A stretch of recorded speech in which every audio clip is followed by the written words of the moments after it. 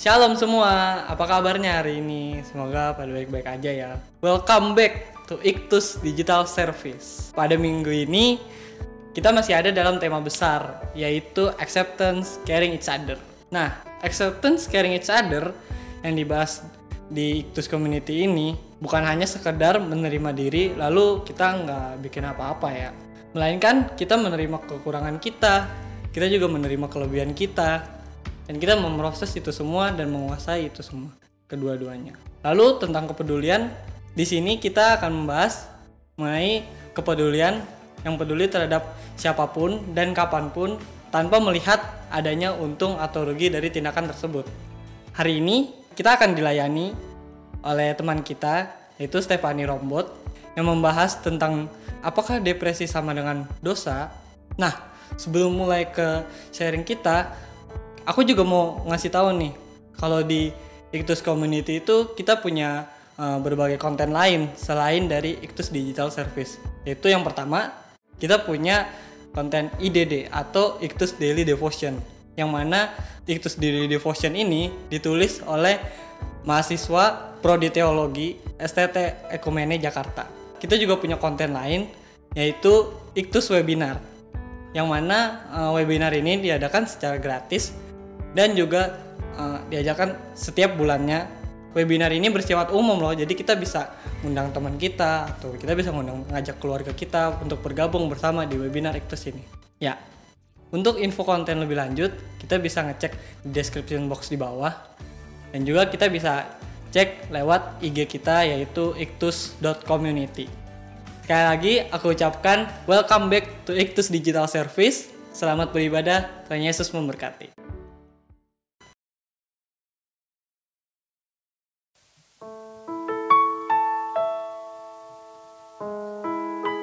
Kami membawa hati kami, Tuhan. Kami rindu menyenangkan hati-Mu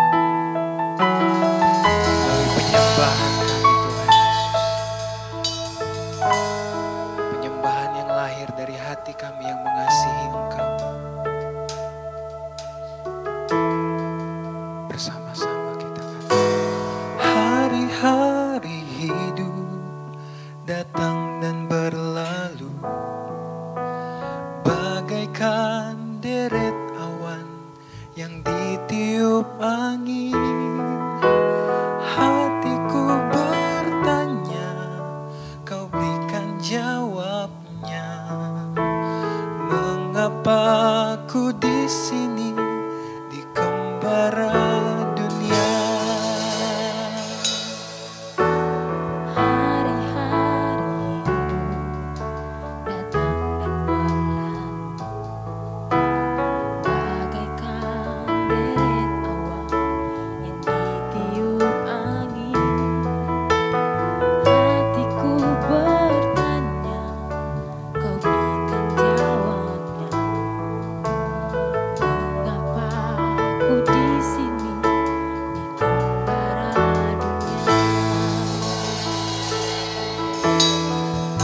Kau buka mataku, hati dan pengertianku.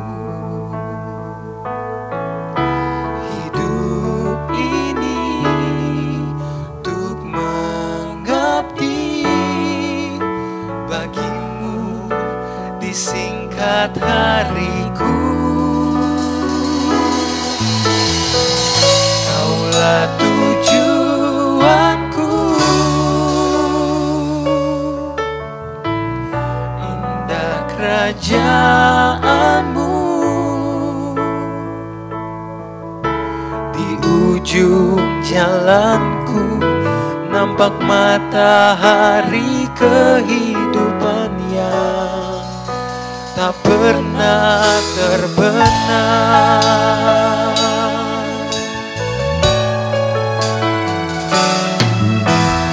Hari-hari hidup datang dan berlalu, bagaikan deret awan yang ditiup angin. Hatiku bertanya, Kau berikan jawab. menyapa-Ku di sini di kembara dunia. Kau buka mataku, hati dan pengertian. Hidup ini untuk mengabdi bagimu, disingkat hariku. Kaulah tujuanku, indah kerajaanmu.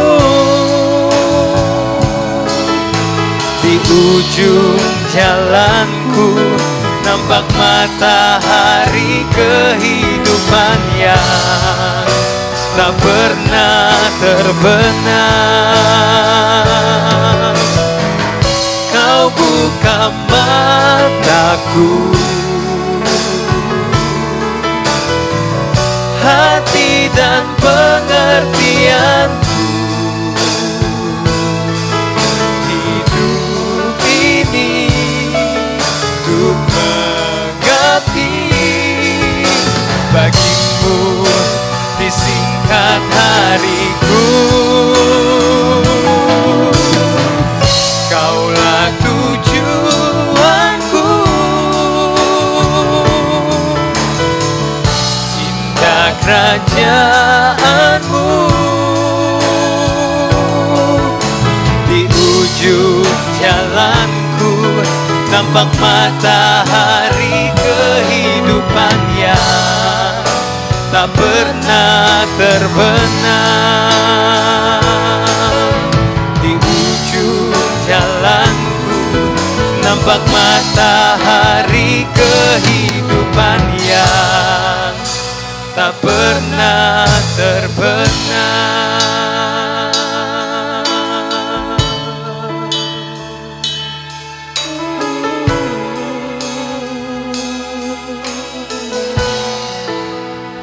Ini hati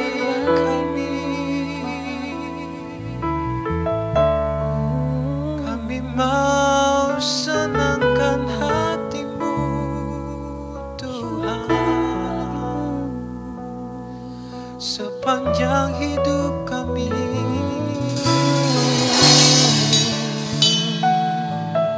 ini hidup kami untuk senangkan hatimu,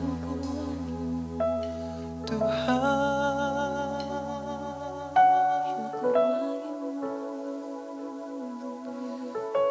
Terima kasih Tuhan Yesus.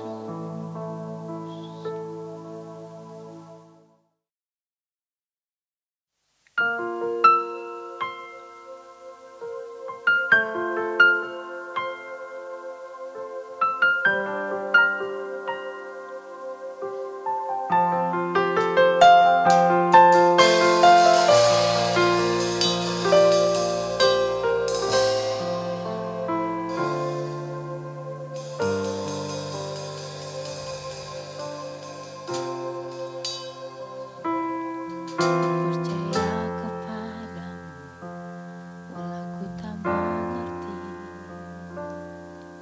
dan tak pernah ku tahu ujung jalanmu. Namun ku tetap percaya, Kau yang memanggilku setia, memandu langkahku berlalu di sana.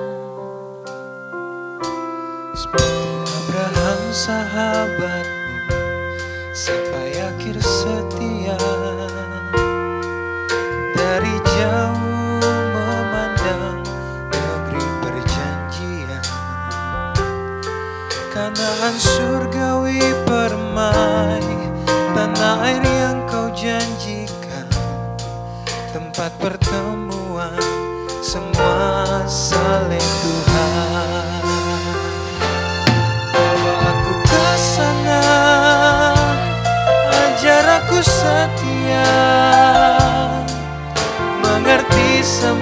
semua maksud dan jalanmu.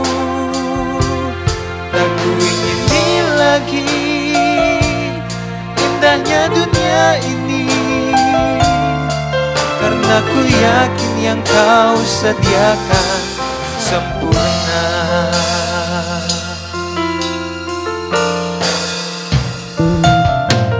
Percaya kepadamu walau ku tak mengerti, dan tak pernah ku tahu ujung jalan ini. Namun ku tetap percaya kau yang memanggilku setia, memandu langkahku berlabuh di sana. Seperti Abraham sahabatmu sampai akhir setia, dari jauh memandang negeri perjanjian. Kanaan surgawi permai, tanah air yang kau janjikan, tempat pertemuan semua saleh Tuhan. Bawa aku ke sana, ajar aku setia, mengerti semua maksud dan jalanmu. Tak ku ingini lagi indahnya dunia ini, karena ku yakin yang kau sediakan sempurna. Bawa aku ke sana, ajar aku setia, mengerti semua maksud dan jalanmu. Tak ku ingini lagi indahnya dunia ini, karena ku yakin yang kau sediakan sempurna. Karena ku yakin yang kau sediakan sempurna. Karena ku yakin yang kau sediakan sempurna.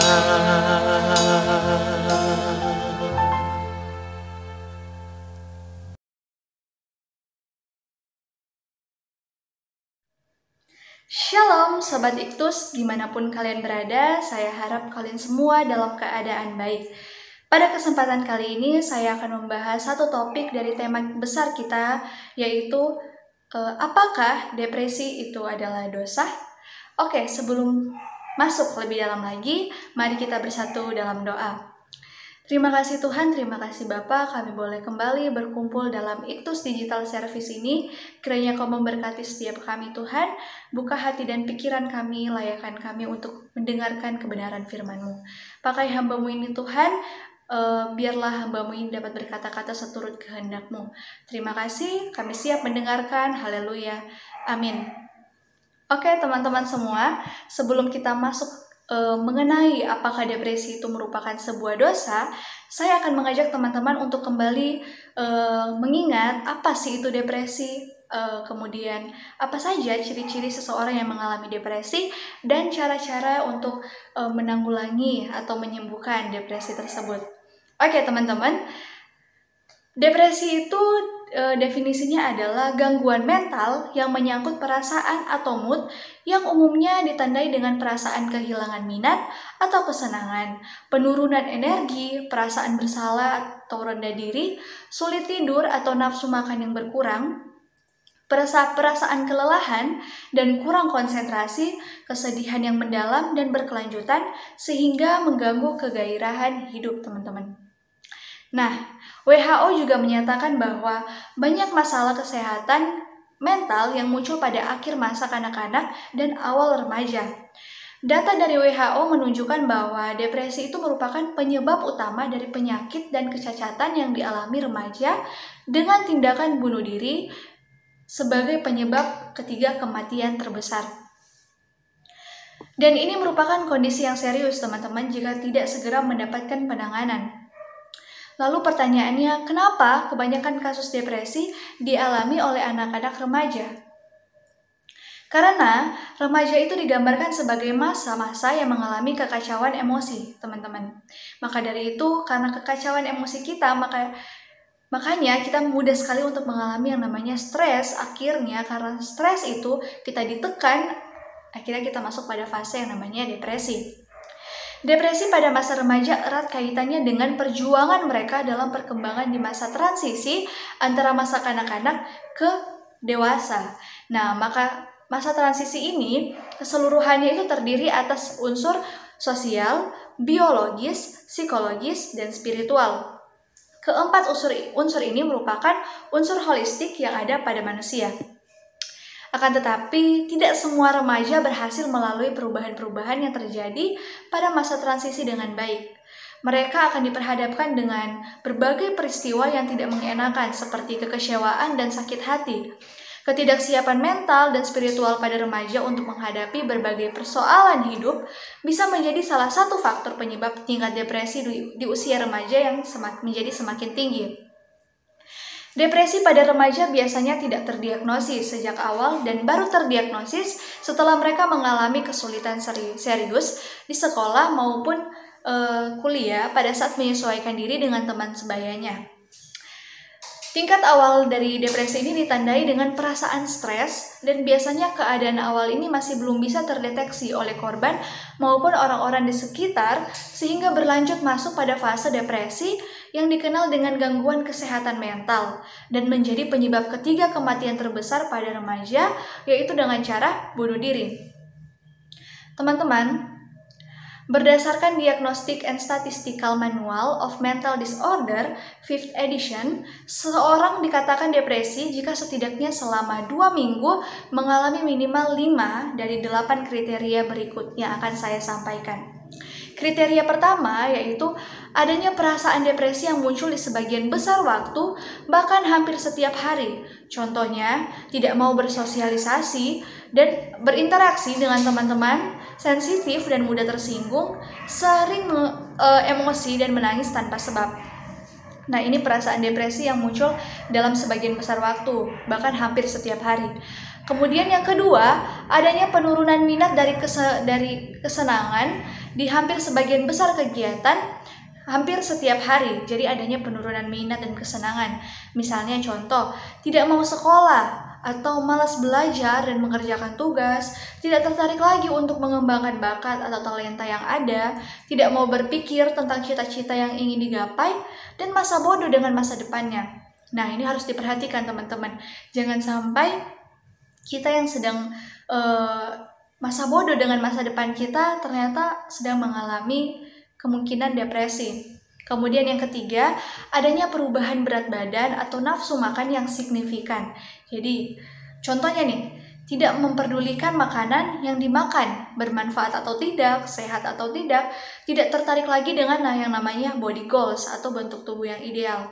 Jadi ingin terus-terusan makan atau sebaliknya, tidak ingin makan sama sekali. Nah, ini harus diperhatikan karena perubahan-perubahan dalam berat badan ini sangat menyangkut kesehatan kita teman-teman, dan ini harus diperhatikan. Yang keempat, adanya perubahan tidur dari menjadi insomnia atau hipersomnia. Nah, contohnya tidur seharian penuh ataupun tidak bisa tidur sama sekali. Ini juga harus diperhatikan karena orang-orang yang mengalami hal ini sangat-sangat susah juga dalam hidupnya ya teman-teman, karena tidak bisa tidur atau tertidur sepanjang hari. Kemudian yang kelima, adanya perubahan aktivitas. Contohnya, cepat merasa bosan saat bersama teman-teman dan merasa sangat kesepian saat sendiri. Ini sangat aneh ya teman-teman, dia bosan sama teman-teman tapi kesepian juga kalau dia sendiri. Kemudian tidak mau berada di tempat keramaian, kumpul dengan teman-teman dan hanya ingin menyendiri. Nah, ini perlu diperhatikan juga. Mungkin teman-teman jika ada sahabat, kenalan yang terlihat sudah seperti ini, teman-teman harus segera konsultasi, datangi mereka gitu. Kemudian yang keenam, merasa kelelahan dan kehilangan energi. Contohnya, tidur seharian nih, tapi setelah bangun merasa lelah dan ingin tidur lagi. Nah, ini harus diperhatikan juga. Semua harus diperhatikan ya teman-teman. Jangan sampai kita tidur seharian tapi ketika bangun justru kita masih merasa lelah. Kemudian yang ketujuh, munculnya perasaan bersalah atau tidak berharga yang berlebihan dan sebenarnya tidak pantas muncul. Contohnya nih, sensitif terhadap sikap dan perilaku diri sendiri ketika berkata-kata, merasa kata-katanya itu menyinggung lawan bicaranya. Padahal sebenarnya biasa saja, lawan bicaranya justru merasa, oh enggak kok, saya tidak tersinggung. Tapi kita udah merasa bersalah yang berlebihan yang justru tidak boleh kita alami. Karena itu akan menyangkut kejiwaan kita juga. Nah, tapi masalah itu justru terbawa dalam perasaan kita terus-menerus, jadi kepikiran terus gitu. Itu tidak baik juga. Kemudian yang terakhir yaitu mengalami penurunan konsentrasi. Contohnya, tidak bisa fokus dalam menanggapi segala sesuatu. Apalagi kita nih, jika kita anak-anak muda mahasiswa yang masih berkuliah, ketika kita sedang mencoba konsentrasi untuk mengerti apa yang disampaikan dosen, tapi justru ternyata kita tidak bisa fokus, kita tidak bisa tahu, mengerti, dan menanggapi apa yang disampaikan oleh dosen kita. Nah, ini harus diperhatikan. Atau ada orang-orang yang sudah bekerja, ketika bekerja tidak fokus, ini juga harus diperhatikan ya teman-teman. Jangan sampai kita mengalami hal ini. Kalaupun kita mengalami, yuk segera diseriuskan dan konsultasi. Jadi untuk teman-teman yang mungkin ada mengalami 5 dari 8 kriteria yang saya sebutkan kali ini, boleh teman-teman mulai mengintrospeksi diri, mulai melihat, oh saya ada nih, kita harus segera untuk mengkonsultasi. Atau teman-teman yang tidak mengalaminya tapi melihat ada teman-teman di sekeliling yang mengalaminya, harus segera caring each other ya. Jangan sampai kita tidak peduli, biarin aja mereka. Nggak boleh seperti itu ya teman-teman. Oke, masuk ke topik yang ditunggu-tunggu. Apakah depresi itu dosa? Mungkin kalian bertanya-tanya seperti itu, atau mungkin ada yang sudah tahu depresi itu nggak dosa kok. Oh, depresi itu dosa. Mungkin ada yang banyak pendapat yang berbeda-beda ya. Oke teman-teman, sebenarnya kita tidak bisa langsung mengatakan depresi itu adalah dosa. Oh, depresi itu bukan dosa. Nah, Alkitab mengatakan agar kita berharap dan bergantung kepada Tuhan, bukan? Nah, disinilah masalahnya. Jika seseorang tidak berharap kepada Tuhan, berarti hanya mengandalkan kekuatannya sendiri, bahkan tidak percaya kepada Tuhan, maka sudah jelas orang itu berdosa. Begitupun sebaliknya. Nah, teman-teman, ternyata Tuhan Yesus itu pernah mengalami yang namanya stres, tapi belum sampai pada tingkat depresi. Kenapa? Karena Tuhan Yesus selalu berdoa, bergaul erat dengan Bapanya. Bahkan di Taman Getsemani, keringatnya seperti tetes darah karena beratnya beban yang harus ditanggung, teman-teman. Jadi, salah satu kekuatan kita menghadapi tekanan adalah dengan berdoa dan memuji, menyembah Tuhan. Lalu teman-teman mungkin ada yang bertanya, lalu dari tokoh-tokoh Alkitab ini, apakah ada selain Tuhan Yesus juga yang mengalami depresi? Nah, teman-teman ada banyak, tapi saya mengambil satu saja, yaitu Daud. Nah, dalam Mazmur 42 ayat 4-7, di situ jelas sekali ayat itu ingin menunjukkan bagaimana keadaan Daud yang sedang depresi. Jiwanya sangat gundah gulana, makanannya pun adalah air matanya. Akan tetapi, bagaimana respon Daud? Sekalipun ia dibully oleh orang-orang teman-teman, namun dalam depresinya yang sangat berat itu, ia justru lebih memilih untuk berharap dan bersyukur kepada Tuhan. Nah, ini luar biasa ya teman-teman. Dia justru gak apa-apa, dia bersyukur atas apa yang orang perlakukan kepada dia. Sekalipun dia harus menangis setiap hari, sekalipun jiwanya sangat gundah gulana, tapi dia mau memilih untuk terus berharap dan bersyukur kepada Tuhan. Kemudian nih, kalau aku tanya bagaimana dengan kita, atau saya tanya nih ke diri saya, bagaimana dengan diri saya sendiri? Iblis mungkin bisa saja menekan kita. Karena ketika kita semakin lemah, maka iman kita akan semakin mudah digoyahkan oleh iblis. Dan iblis mau bahwa ketika kita depresi, kita harus nih merasa rendah diri, kita harus self-harm, kita harus menyakiti diri kita. Iblis mau kita mulai menggunakan narkoba nih, yang bisa membuat kita candu sesaat, bisa kita buat seperti itu teman-teman. Atau bahkan yang lebih parah lagi, kalau kita sampai memilih untuk bunuh diri. Ini yang harus hati-hati teman-teman, jangan sampai terjadi hal ini untuk kita semua. Nah, tapi mungkin teman-teman juga bertanya, lalu bagaimana nih agar kita tidak mengalami depresi, atau bagaimana nih saya lagi depresi, saya butuh cara-cara untuk agar terlepas, sembuh dari yang namanya depresi ini. Teman-teman jangan khawatir, saya sudah sempat melakukan survei kepada khususnya mahasiswa STT Ekumene. Dalam survei tersebut ada sebanyak 24 responden ya, yang merespon survei saya tersebut. Kemudian, dalam survei tersebut saya memberikan setidaknya ada 3 pertanyaan yang harus mereka jawab. Nah, mengenai pertanyaan yang pertama, tentunya saya harus bertanya dulu, apakah mereka atau Anda pernah mengalami yang namanya depresi? Dan tidak disangka-sangka, ternyata teman-teman, ada 88% yang menjawab pernah mengalaminya. Dan 12% tidak pernah atau belum tahu nih kalau itu adalah depresi atau bukan. Nah, ini nih teman-teman. Nah, kemudian pertanyaan kedua adalah, apa sih solusi atau cara agar mereka bisa sembuh dari depresi tersebut? Nah, banyak sekali jawaban-jawaban, beragam-ragam tentunya. Dan tentunya saya tidak bisa menyimpulkan menjadi satu, karena ini jawaban yang berbeda-beda dari orang-orang yang berbeda dan pengalaman yang berbeda. Nah, ada yang menjawab, saya mencoba menerima keadaan tersebut dengan lapang dada dan memaafkan masa lalu. Ada yang menjawab juga, saya akan menyelesaikan masalah yang menyebabkan depresi tersebut atau mengambil waktu sendiri untuk menenangkan diri. Lalu ada juga yang menjawab, tertawa dengan cara lihat video-video lucu. Kemudian ada juga yang bilang, melakukan hal-hal yang kusukai dan bisa membalikan mood. Lalu ingat kembali tujuan hidup, ingat semua kebaikan Tuhan yang patut disyukuri. Ingat keluarga yang masih membutuhkan kita untuk tetap kuat. Wah, luar biasa, dia kembali lagi, dia mengingat kembali tujuan hidup, dia kembali patut untuk mensyukuri apa yang sudah terjadi, kebaikan Tuhan, kemudian mengingat keluarga yang masih berharap kepada kita. Nah, kemudian ada juga yang bilang, saya akan berbicara dengan orang lain yang tidak menghakimi keadaan saya. Nah, ini luar biasa. Nah, inilah yang dibutuhkan oleh orang-orang yang sedang depresi, teman-teman. Mereka membutuhkan orang yang justru tidak menghakimi keadaan mereka. Bukan ketika mereka cerita, justru kita, lu ngapain depresi, lu berdosa, kayak gitu. Kita langsung justru menghakimi mereka, merendahkan mereka, menjudge mereka. Ini yang tidak dibutuhkan, teman-teman. Jangan sampai kita menjadi salah satu orang yang seperti itu ya. Lalu ada juga yang menjawab, berkomunikasi dengan Tuhan dan orang yang tepat untuk konsultasi. Lalu ada yang menjawab, belajar menerima kenyataan yang tidak sesuai dengan ekspektasi, belajar untuk bersyukur, dan berjalan walau pelan.